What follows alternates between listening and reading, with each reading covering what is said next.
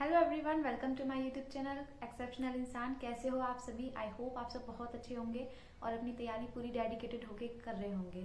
तो मेरा recently interview हुआ है IUPS PO का। मेरा मेंस क्लियर हो चुका था, शायद मैंने आपको बताया भी था। तो स्कोर कार्ड नहीं आया था तो वो शेयर नहीं कर पाई मैं। तो लेकिन जिसने भी मुझसे पूछा था मैंने बताया था उसको। तो मेरा इंटरव्यू था 27 Feb पैनल 4 में। मैं नोएडा इंटरव्यू देने आई हूँ। तो इधर मेरा इंटरव्यू हो चुका है। तो मैं आपको वही अपना एक्सपीरियंस शेयर कर रही हूँ आज। तो जैसे ही सबसे पहले जब हम एंटर किए तो वहाँ पे हमारा एडमिट कार्ड चेक हुआ। उसके बाद हमें अंदर भेज दिया गया। डॉक्यूमेंट वेरिफिकेशन हुआ। पहले जितने भी जो डॉक्यूमेंट्स मंगाए थे वो सारे उन्होंने चेक किए। मैं अपना जो एडमिट कार्ड होता है सिर्फ उसका फर्स्ट पेज लेके गई थी। बाकी के जो इंस्ट्रक्शन पेज होते हैं वो मैंने नहीं निकलवाए थे। तो उन्होंने वो मेरे से बोला कि निकलवाने थे, बट उन्होंने फिर वो खुद ही लगा के दे दिए थे। उसके बाद उन्होंने मेरे सारे डॉक्यूमेंट्स वेरीफाई किए और जो भी फॉर्मेलिटीज होती हैं लाइक सिग्नेचर और थंब इम्प्रेशन वगैरह वो सब उन्होंने करवाया। उसके बाद उन्होंने बाहर वेट करने के लिए बोला और मुझे लगा कि उधर बाहर ही वेट करना है। तो मैं उधर ही जो DV ऑफिस था उसके बाहर मैं वेट करने लगी। मेरे साथ और भी लड़कियां थी, कुछ 4-5, तो वो भी वेट कर रही थी। बट उन्होंने जो बोला था वो ये था कि यहाँ से निकल के जहाँ इंटरव्यू हो रहा है उधर साइड में वेट करना था। और इसी चक्कर में मेरा इंटरव्यू थोड़ा सा लेट भी हो गया। बट हाँ, मेरे को अभी एक एक्सपीरियंस हो गया है कि उधर वेट नहीं करना होता, जहाँ इंटरव्यू होता है वहाँ वेट करना होता है। तो अगली बार से मैं इस चीज़ का ध्यान रखूंगी। तो फिर उसके बाद जैसे हमारा इंटरव्यू शुरू नहीं हुआ था, जैसे DV हो रहे थे तो हम उधर ही बैठे हुए थे। उसके बाद एक आती है, उन्होंने एक आई अपना इंटरव्यू DV दे के। तो उन्होंने बोला कि शायद उधर जाना है। उसके बाद हम चले गए वहाँ पे। फिर मैं जब वहाँ पहुंची तो उन्होंने मुझसे पूछा मेरा नाम, मैंने बताया रोशनी। तो वो बोलते हैं कि आपको तो आधे घंटे से बुला रहे थे। तो मेरे को थोड़ा एम्बेरेस्ड लगा कि फिर मैंने सॉरी बोल दिया उनको। तो उन्होंने पहले तो वो थोड़ा मजाक कर रहे थे कि इनका, मेरे साथ और भी 2-3 लड़कियां थी तो उनकी भी बोल रहे थे कि इनका इंटरव्यू 6 बजे के बाद लेंगे, थोड़ा डराने के लिए। तो थोड़ा सा मैंने सॉरी वॉरी भी बोल दिया, उन्होंने भी बोल दिया। बट हमने बता दिया था कि उन्होंने बोला था ऐसा बाहर वेट करने के लिए, तो हम उधर ही वेट कर रहे थे। फिर उन्होंने ज़्यादा कुछ नहीं कहा, एंट्री हमारी ले ली, हमें अंदर ले लिया। फिर जहाँ पे इंटरव्यू हो रहा था वहाँ पे बाहर हमें वेट करने के लिए बोला गया। हम उधर बैठ गए। तो उसके बाद जैसे ही बेल रिंग हुई और उन्होंने मुझे बुलाया कि रोशनी आप जाइए। तो मैं गई अपना इंटरव्यू देने के लिए। सबसे पहले मैंने गेट मतलब ओपन था तो मैं जाती हूँ, मैंने परमिशन ली उनसे। तो उन्होंने बोल दिया आने के लिए। मैंने बोला मैं कम इन सर, क्योंकि सामने मेरे को सर ही दिखे थे। तो मैंने बोला मैं कम इन सर। मैं अंदर गई, मैंने गुड आफ्टरनून किया। उसके बाद उन्होंने जब जैसे ही मेरे से बोला सीट लेने के लिए तब मैं बैठी वहाँ पे। तो सबसे पहले उन्होंने ना मुझसे पूछा इंट्रोड्यूस योर सेल्फ, ना कुछ और लाइक ग्रेजुएशन कहाँ से किया, ये वो ऐसा कुछ नहीं उन्होंने मेरे से शुरू में पूछा। सबसे पहले उन्होंने जस्ट बोला कहाँ से हो आप। मैंने कहा सर हाथरस से। तो बोलते हैं हाथरस क्यों फेमस है। तो मैंने बता दिया कि ऐसा है ना हमारे यहाँ पे एक काका हाथरस ही रहते थे। तो मैंने उनके बारे में थोड़ा बताया कि लाइक जैसे अगर आपके यहाँ पे कोई पर्सनैलिटी है ऐसी जो फेमस है तो आप उनके बारे में बता सकते हो। तो मैंने वही चीज़ करी, मैंने उनके बारे में बताया कि उनको पद्मश्री भी मिला था अपनी कविताओं के लिए।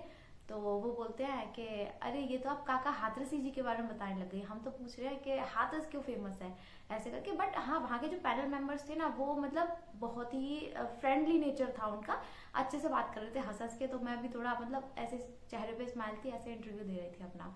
तो मेन चीज़ थी कि वहाँ पे मेरे को नर्वसनेस फील नहीं हो रही थी ज़रा भी। मेरा इंटरव्यू जब मैं बाहर बैठी हुई थी तब भी मेरे को ज़रा भी ऐसा नहीं लग रहा था लाइक डर जैसा।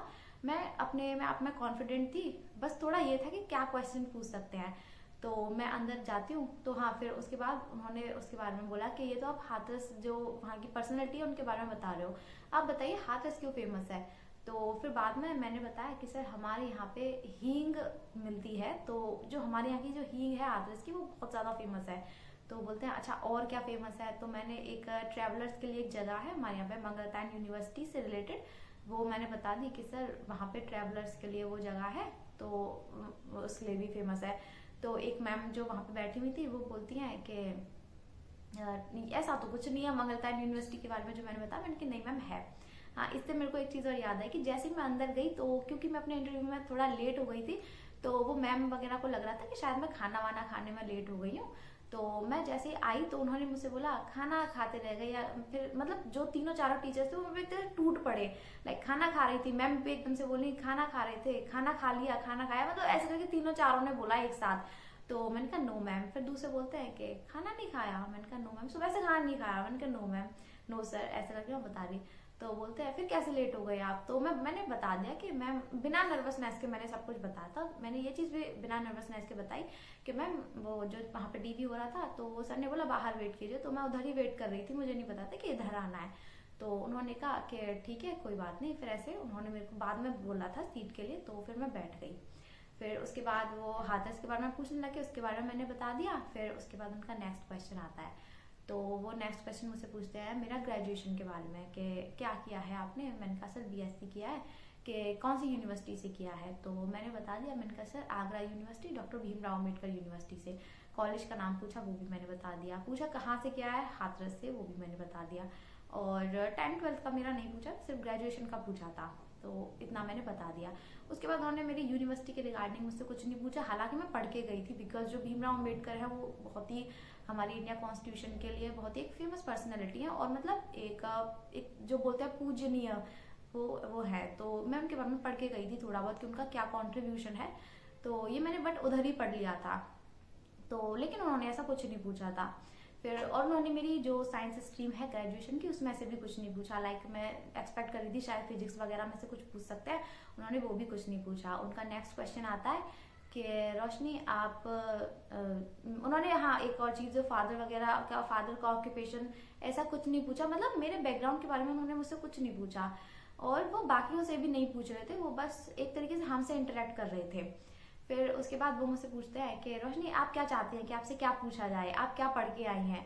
मैंने कहा सर ऐसे पर्टिकुलरली इंटरव्यू के लिए मैंने ऐसे नहीं किया कि लाइक मैं इंटरव्यू के लिए बहुत ज़्यादा कुछ पढ़ के जाऊं, ऐसा नहीं है। बट जो मेरे को गाइड कर रहे थे उन्होंने मेरे को समझाया था कि वो बस तुमसे इंटरेक्ट करेंगे, तो बस तुम्हें उनका जवाब देना है। तो फिर वो बोलते हैं कि अच्छा तो जो तुम्हें गाइड कर रहे थे उन्होंने तुम्हें ये भी तो बताया होगा कि वो तुमसे इंटरेक्ट करेंगे तो किस तरीके के क्वेश्चन पूछेंगे, तो वो उस पर्पज में आपने क्या पढ़ा है?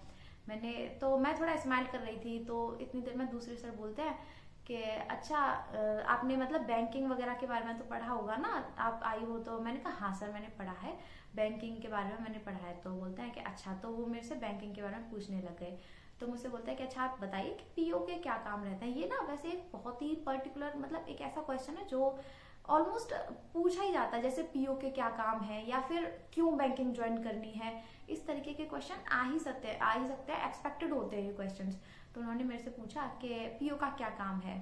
तो मैंने बताया कि सर जितना मैं जानती हूँ उस हिसाब से जैसे ही हमारी ज्वाइनिंग होती है तो ज्वाइनिंग के बाद पहले हम सीखते हैं कि जो जनरल बैंकिंग को सीखते हैं हम, कि जैसे अकाउंट को कैसे ओपन करना है और क्या क्या लोन लेने के लिए क्या क्या फॉर्मेलिटीज चाहिए। तो जैसे मैंने लोन वर्ड यूज किया, वो होता है ना कि वो हम में से ही क्वेश्चन निकालते हैं कि हम क्या बोल रहे हैं, उसी में से वो क्वेश्चन निकालेंगे।